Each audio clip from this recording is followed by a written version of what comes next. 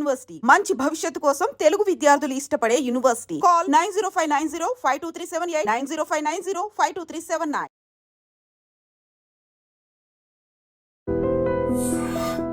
ఈ మధ్య కాలంలో రిపీట్ మోడ్లో వింటున్నటువంటి ఒక పాట ఉర్రు తొలగిస్తోంది, ప్రతి ఒక్కరిని కనెక్ట్ చేస్తోంది.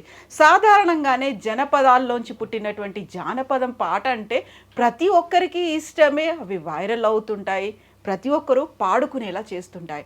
బట్ ఇప్పుడు వైరల్గా ట్రెండింగ్లో ఉన్నటువంటి పాట పాడినటువంటి సింగర్ అండ్ లిరిసిస్ట్ మనతో పాటుగా ఉన్నారు.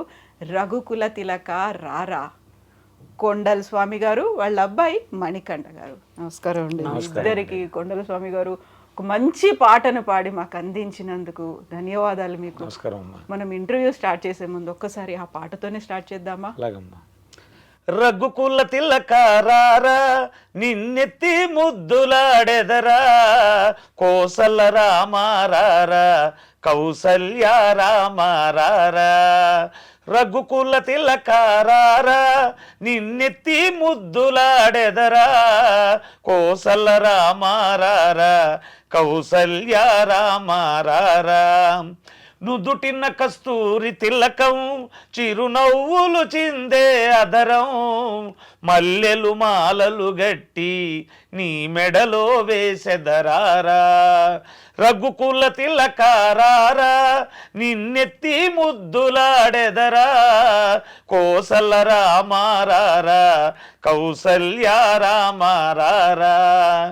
వెండి గిన్నెలో పాలు అవి నీకై ఉంచి తిరారా, అల్లరి చేయగమాని నువ్వారగించగారారా.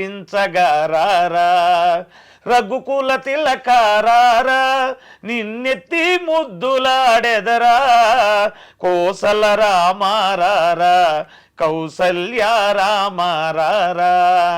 బుగ్గన చుక్క పెట్టి నీ కనులకు కాటుక పెట్టి, నా మనసును మాలగజేసి నీ మెడలో వేసెదరారా. రఘుకుల తిలక రారా నిన్నెత్తి ముద్దులాడెదరా, కోసల రామారారా కౌసల్య రామారారా. నా మనస్సుని మాలగా చేసి నీ మెడలో వేసేదున్రా. ఎంత బాగుందండి నిజంగా. అలా కళ్ళు మూసుకొని ఉంటే ఎదురుగా బాలరాముడు ఆనందపడుతున్నాడేమో, సంబరపడుతున్నాడేమో అనిపించేంతగా. అందులోనూ మీ వాయిస్ ఈ పాటకి పర్ఫెక్ట్గా సరిపోయింది. అసలు మీరు కాకుండా మీరు కూడా పాడతారా మణికంఠ? నేను పాడతాను. ఏ పాట పాడతారు మీరు? రెగ్యులర్గా ఈ పాట పాడారా లేకుంటే వేరేనా? వేరే నేను పాడిన సాంగ్స్ వేరే ఉన్నాయి మేడం. ఈ పాటను ట్రై చేశారా మీరు? ఈ పాట అంటే లైవ్లో పాడతాను మేడం, మామూలుగా ప్రోగ్రామ్స్ అప్పుడు. కాకుంటే కొండల స్వామి గారు నిజంగా బాలరాముడు ఆనందపడుతున్నాడు కావచ్చు అక్కడ. ఎప్పుడెప్పుడు నేను పాలు తాగాలా అని ఎదురు చూస్తున్నాడేమో అనిపిస్తోంది ఈ పాట. ఎలా దొరికింది అసలు ఈ పాట మీకు? అసలు ఇది మేడం ఒక 40-50 సంవత్సరాల నుండి ఎక్కడైనా, ఇంతకుముందు ఇప్పుడు మనం కర్రలు తీసుకొని మురళీ కోలాటం భజన వచ్చింది, అంతకుముందు చిడతలతో పాండురంగడ భజన అని ఉండేది. అప్పటి నుంచి కూడా ఈ పల్లెటూళ్ళల్లో శ్రీరామనవమి సందర్భాల్లో ఈ పాండురంగడ భజనలు ఈ పాటలు పాడుతూ ఉండేవాళ్ళు. అయితే చిన్నప్పటి నుంచి వింటున్నా, నేను నేను ఆర్కెస్ట్రా పెట్టిన తర్వాత లైవ్లో కూడా పాడుతున్నా. ఇంతకుముందు కొంతమంది కూడా చేసున్నారు. అయితే ఆ పాట నేను ఒక సందర్భం ఊహించుకొని చేశా. ఇప్పుడు అందరూ పాడతారు, నాకు మనస్సులో ఒక సందర్భం ఉంది. మాతృవాత్సల్యంతో చూడండి, శ్రీరాముణ్ణి కౌసల్య కంది, రామాయణంలో పెంచింది కైక అని చెప్తున్నారు. ఈ కైకాదేవి ఆ బాలరాముణ్ణి చక్కగా అలంకరించి అన్నం తినని మారాన్ చేస్తూ ఉంటే, ఆ అన్నం తినిపించడానికి ఆవిడేం చేస్తుంది, రఘుకుల తిలక రారా, ఈ రఘువంశాన్ని ఉద్ధరించేటువంటి వాడు, మణిమకుటమైనటువంటి వాడివి నువ్వు, రాయ్యా నిన్ను ఎత్తుకొని ముద్దాడతానని ఆ మాతృవాత్సల్యం ఇది మనసులో ఫీల్ అయ్యి, అందులో దానికి తోడు మన ఇండియాలో ప్రతి ఒక్కరికి ఒక కళ ఉండేది. మరి ప్రతి ఊళ్ళో గుడి ఉంది, ప్రతి హృదయంలో రాముడు ఉన్నాడు. కానీ శ్రీరాముడు పుట్టిన నివాసంలో ఆయనకంటూ ఒక గుడి లేదు, అయోధ్యలో లేదు. అప్పుడు ప్రతి ఒక్కళ్ళ మనసు కలస వేసేటువంటి విషయం. ఇందులో ఏమైందంటే మన ప్రధానమంత్రి గారు ఈ వివాదం ముగిసి బాలరాముడు వస్తున్నాడని చెప్పిన సందర్భాన్ని ఊహించుకొని మన భారతదేశానికి బాలరాముడు లోకాభిరాముడు జగదభిరాముడు. ఎందుకంటే చూడండి మేడం, మనకు ముక్కోటి దేవతలు అంటారు, అవును, అందరూ చెప్పిన వాళ్లే, కార్యాచరణ ద్వారా చేసి చూయించిన వాడు శ్రీరాముడు, అన్ని యుగాలకు దేవుడు. అటువంటి ఆదర్శమూర్తి బాలరాముడుగా మన భూమి మీద ఏ దేశానికి లేనటువంటిది, ఇది కర్మభూమి, వేద భూమి అని ఇండియన్ అంటారు. అటువంటి భూమి మీదకి ఆయన వచ్చేటప్పుడు ఆ బాలరాముణ్ణి ఎంత ఆప్యాయతగా మనం ఆహ్వానించాలని నా మనసులో బాధ. నాకు శ్రీరాముడు అంటే బాగా ఇష్టం. ఈ సందర్భాన్ని ఎంచుకొని అది ఫీల్ అయిపోయే ఆప్యాయతకు ఒక తల్లి బిడ్డను పిలిచినట్టుగా ఈ పాట చేయటం జరిగింది. ఇప్పుడు కాదు ఈ పాట చేసింది మీరు, ఇంకా 2 సంవత్సరాలు దాటిపోయింది. రామాలయ నిర్మాణం పునఃప్రతిష్ఠ కంటే ముందే చేశారు.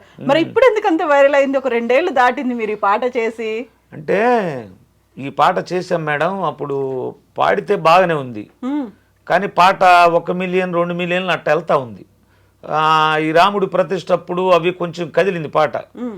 తరువాత రీసెంట్గా తమిళనాడులో బోర్డర్లో ఒక ఫంక్షన్కి, డివోషనల్ ఫంక్షన్కి సినిమా యాక్టర్ సూర్య గారి తమ్ముడు వచ్చాడు, కార్తీ గారు. వచ్చినప్పుడు ఈ రఘుకుల తిలక రారా అనే దానికి ఆయన స్టెప్పులు వేసినట్టుగా ఇన్స్టాగ్రామ్లో రీల్ వచ్చింది మేడం. నాకు ఇన్స్టాగ్రామ్ తెలీదు, ఎవరో చూసి నాకు వాట్సాప్లో పెట్టారు, నీ పాట కార్తీ స్టెప్పులు వేసాడని. ఇక అక్కడి నుంచి ఇది వైరల్ అవటం, ఇక ఆ నోట ఈ నోట తనకు లీడరు దేవుడు అనుకున్న ప్రతి ఒక్కరు, రాజకీయ నాయకులు, కార్యకర్తలు, ఇక ఇళ్లల్లో పిల్లలను ఊహించుకున్న తల్లులు, ఇక కుర్రవాళ్ళు అయితే ఇక రీల్స్. ఎందుకంటే వాళ్ళు వెస్ట్రన్ స్టెప్ వేసినా ఈ పాట సూట్ అవుతుంది, ఫోక్ సాంగ్గా స్టెప్పులు వేసినా సూట్ అవుతుంది. కోలాటాలకైతే ఇక చెప్పాల్సిన పని లేదు. అవి ఏ కోలాటం చూసినా ఈ రఘుకుల తిలక లేకుండా అసలు కోలాటమే లేదు ఇప్పుడు. అట్ట ఖండాంతరాలు దాటిపోయింది ఇది. ఇప్పుడు 3 ఏళ్ళు అయింది ఈ పాట, ఒక చిన్న రీల్తో బయటకు వచ్చింది. అది కూడా మొన్న శ్రీరామనవమికి ఆ టైంలో అప్పుడే పాట పాడారేమో అన్నంతగా విపరీతంగా ట్రెండ్ అయిపోయింది కదా, వైరల్ అయిపోయింది కదా. సో అంతకుముందు దీన్ని ఏమనుకునేవాళ్ళు మీరు? అసలు జనాల్లోకి వెళ్తుందా లేదా, ఆ ఫీల్ ఉండేదా? అంటే పాట బాగుంది, జనాలు చూస్తారు, ఏదైనా ఒక 2-3 మిలియన్ వ్యూస్ అలా వెళ్ళిద్ది అనుకున్నాం మేడం. పాట మంచి పాట వెళ్ళిద్ది అనుకున్నాం.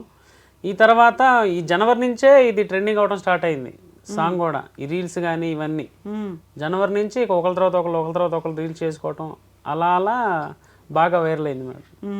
సో ఇప్పుడు రఘుకుల తిలక రారా అంటే వాడిని రమ్మని పిలుస్తున్నాం, ఒక బాబుని చిన్నోడిని పిలిచినట్టుగా అలా పిలుస్తున్నాము. అయితే రఘుకుల తిలకుడు శ్రీరాముడిని రారా అని పిలవడం అంటే ఎంత మాధుర్యము, లేకుంటే ఎంత ఆప్యాయత, ఎంత ప్రేమ ఉంటే అంత పిలుస్తారు.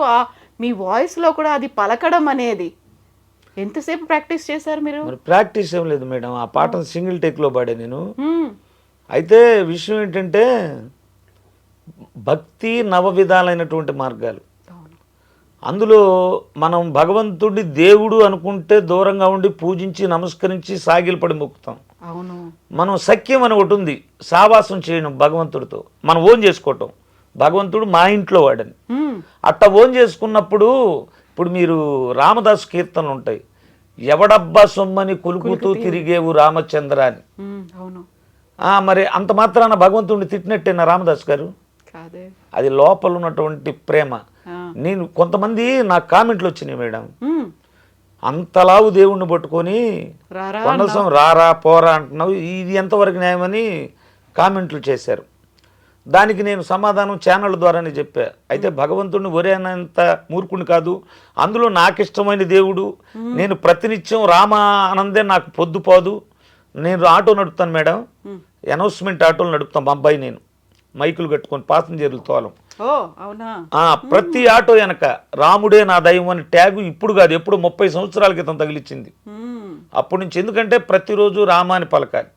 ఒకటి నాకు ఈ లైఫ్ ఇచ్చింది అయ్యప్ప స్వామి, అయ్యప్ప స్వామిని కూడా ప్రతిరోజు పిలుచుకోవాలని మా అబ్బాయికి మణికంఠ అని పెట్టే పేరు. ఈ అట్టటప్పుడు ఒక తల్లి బిడ్డని రమ్మని పిలవటం ఇది, అంతేగాని రారా అంటాం కాదు. అది దానికి అర్థం చెప్పా నేను. ఇప్పుడు ఇంత నవవిధ భక్తి మార్గాలు వీటన్నిటి గురించి ఇంత చక్కగా చెప్తున్నారు మీరు, ఎంతవరకు చదువుకున్నారు? నేను 92లో ఇంటర్ వరకు చదివాను మేడం. అయితే నాకు ఈ భక్తి అలవడింది మాత్రం నేను మాల వేసుకున్న తర్వాత 86-87లో మాల అయ్యప్ప వేసుకున్నా. స్వామి మాల. మాల వేసుకున్న తర్వాత వీటితో పాటుగా పెద్ద పెద్ద వాళ్ళ ప్రవచనాలు విన్నా. తర్వాత రామాయణం, భారతం, భగవద్గీత ఇవన్నీ కూడా చదివాను.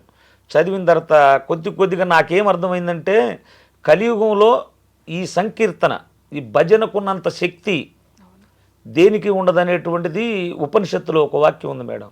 కృతే యాజన్ యజ్ఞస్తత్రేతాయాం ద్వాపరే ధ్యాయాన్ యదాప్నోతి తదాప్నోతి కలియుగే సంకీర్త కేశవం. నీకు కృతయుగం, త్రేతాయుగం, ద్వాపర యుగాల్లో యజ్ఞయాగాది క్రతువులు చేస్తే ఎంతైతే ఫలితం వస్తుందో కలియుగంలో సంకీర్తన రామ, శ్రీరామ అంటే అంత ఫలితం వస్తుందని ఉంది. మన పూర్వీకులు కాశీ వెళ్ళేవాళ్ళు, అక్కడ చనిపోతే కైలాస ప్రాప్తి కలిగేది. కాశీలో కూడా ఆ చనిపోయేవాడి చెవులో చెప్పేది శ్రీరామ, ఇదే శబ్దం మేడం. రామనామం అంత రుచికరమైంది, అయితే దాన్ని ఆస్వాదించగలిగి ఉండాలి. ఇదే రామదాస్ చెప్పాడు, శ్రీరామ నీ నామం ఎంత రుచిరాని. అంత రుచిగా ఉంటుంది రామనామం, కాకపోతే అలవాటు చేసుకుంటే.